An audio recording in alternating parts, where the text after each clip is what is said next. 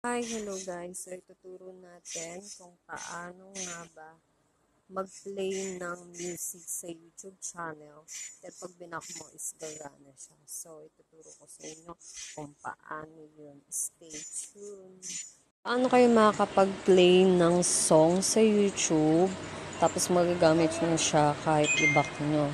So, open nyo lang yung wifi nyo or your data connection. Then, punta kayo dito sa Chrome. Pagpasok nyo dyan sa Chrome is search nyo yung YouTube. So, eto may YouTube na ako dito sa aking Google Chrome. Then, i-click ko na lang siya.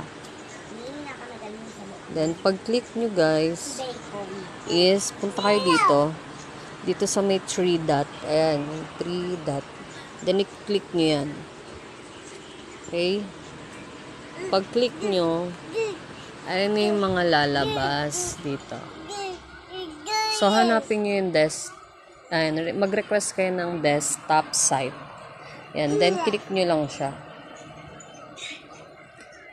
Yan, pag-click nyo, ayun na yung lalabas, diba? So, hanap kayo ng mga song na gusto nyong sounds. Kumari, ito.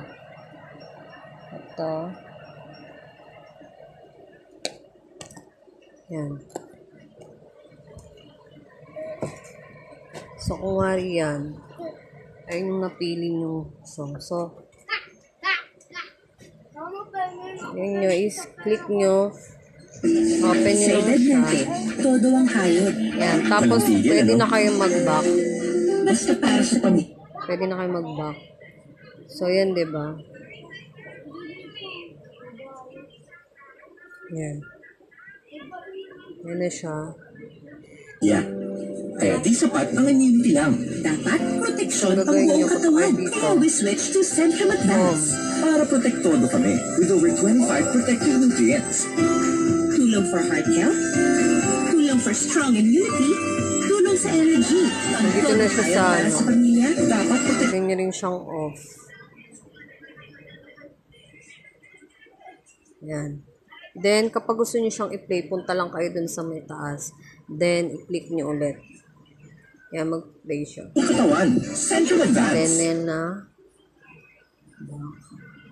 wait lang.